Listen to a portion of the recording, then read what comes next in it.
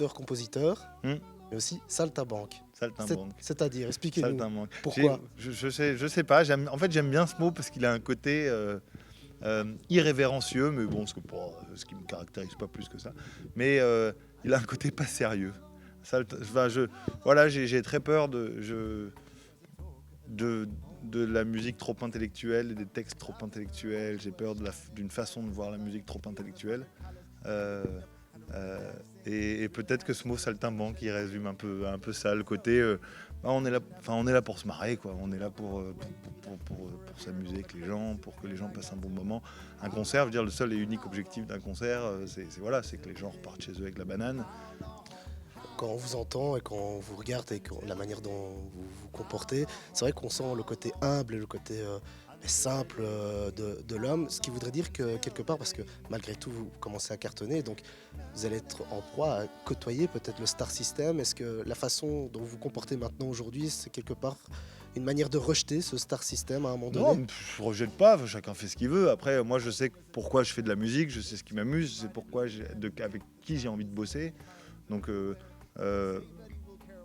en vrai, je pense que c'est un danger quand on commence à décoller un peu, de perdre un peu pied. Je crois qu'un de mes atouts vis-à-vis de ça, c'est que j'ai 35 ans, que j'en ai vu d'autres, que voilà, j'ai pas 70 ou 90 ans, mais ces personnes-là sont sages, et je pense que moi, avec mes petits 35 ans, j'ai déjà acquis une certaine sagesse. Et surtout, les paillettes, ça m'amuse pas, en fait. C'est drôle, mais ça m'excite pas, en fait. Grand Georges, on va passer maintenant à une séquence questions-réponses que j'ai appelée Dans une autre vie. Dans une autre vie. Pas de souci, c'est assez simple, hein, c'est sans langue de bois, en toute honnêteté, Grand Georges. Si dans une autre vie, vous étiez une chanson, ça peut paraître incroyable, mais si vous étiez une chanson, ça serait laquelle? Je vous laisse le temps de réfléchir. Mais là, je pense, c'est comme ça, un truc, ça me vient, mais je serais la première scène du premier acte des Noces de Figaro. Ah bon, surprenant. Non, mais parce que je suis passionné de musique classique, et je reconnais que les opéras de Mozart, il y a un truc, beaucoup de la musique de Mozart. Dans une autre vie, Grand Georges, si vous étiez cette fois-ci un festival de musique. Si c'était un festival de musique, ça c'est une bonne question. Vous vivez Bruxelles, il y en a tellement. Ouais, mais je vais pas. Mais franchement, je suis vraiment fou de musique, mais je dois reconnaître qu'il y a un festival de musique auquel j'ai été et qui m'a laissé des souvenirs inoubliables. C'est le festival d'Aix-en-Provence. C'est de la musique classique, mais c'est de la musique classique dans des endroits improbables. Et c'est voilà, il y a des choses. Voilà, c'est une programmation parfois surprenante, mais en tout cas, j'y ai vu des trucs. J'en ai des souvenirs de genre. Je les vis encore dès que j'y pense. Donc. J'ai peut-être direct la réponse pour la question suivante. Si vous étiez un album de musique, forcément. Là, je pense que... le premier album qui me vient en tête, mais... Il y a un album de Paul Simon qui, je pense, on me le dit souvent, se retrouve un peu, ou en tout cas, les gens me disent, vous avez écouté Graceland, qui est un album qui est sorti, je crois, en 85 ou 86, et qu'il a fait avec des musiciens africains, au risque d'ailleurs d'une polémique à l'époque, ça avait été un peu compliqué parce que c'était en Afrique du Sud, au temps de l'apartheid, donc ça avait fait toute une histoire, mais il avait bossé avec des musiciens d'Afrique du Sud, et c'est un album hyper rythmé qui est dingue, où il y a un titre qui s'appelle Homeless, où là c'est que du chant, c'est magnifique, quoi.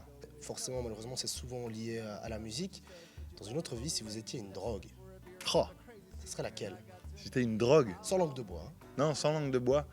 J'ai hyper peur des drogues, j'avoue. C'est un truc qui me fait peur parce que j'ai vu des gens autour de moi galérer. Donc je fais très très attention. Mais je reconnais que... Putain, de temps en temps, c'est quand même cool. Donc ça serait le cannabis pour vous? Ouais, je pense. C'est doux, c'est sympathique, ça nous fait passer... Enfin, en tout cas, voilà... je pense qu'il y a des gens à qui ça provoque des trucs pas cool, mais en tout cas, tant que ça reste cool, ce sera cool. Oui, d'ailleurs, je rappelle quand même que la consommation de drogue n'est pas l'ultime étape pour profiter de la musique et profiter des artistes. Il y en a 1000 autres. Il y en a 1000 autres. Il y en a 1000 autres pour profiter. Si on en est à devoir se droguer pour profiter de la musique, c'est qu'il faut galère. les regarder ailleurs, parce qu'il y a des trucs qui vont pas, quoi. On va revenir sur votre carrière, forcément. Votre album, Zoological. Content, premier bébé, j'imagine, satisfait. Ouais, satisfait. Quand on doute de tout, on n'est jamais satisfait de rien, mais en même temps satisfait parce que c'est une super étape, parce que mine de rien, c'est surprenant, mais même s'il ne se vend pas beaucoup, mais il est depuis, je sais pas, 5-6 semaines dans les meilleures ventes. Alors dans les 20-30 meilleures ventes, c'est quand même assez excitant. Mais ça, voilà, ça veut dire que quelque part, il parle un peu aux gens, ce qui me fait plaisir. Mais c'est vrai que dans ma vie, c'est une espèce de step de dingue. Sortir un album, c'est quand même... On m'aurait dit ça il y a quelques années, j'en fais n'importe quoi. J'en aurais rêvé évidemment, mais donc non, super étape. Et puis je reconnais que non, je suis pas mécontent. Ça a été un peu dur de sélectionner les titres que j'ai mis dessus, parce que j'ai plutôt trop que pas assez. Donc, mais je crois que je suis assez content de ce à quoi ça ressemble, tout ça. Donc voilà, non, je crois que je suis content. Ouais, non, c'est cool. Si on rebobine l'histoire, si on remonte au début où vous étiez ingénieur, vous êtes encore ingénieur, mais je veux dire à l'époque où la musique n'était pas encore votre grande passion, qui prenait une grande part chez vous, vous seriez prêt à revivre cette aventure si on refait l'histoire? Mais ouais, ça se passe comme dans un rêve, donc revivre la même chose, et faire les mêmes erreurs. Franchement, j'ai fait plein d'erreurs depuis que je suis tout né.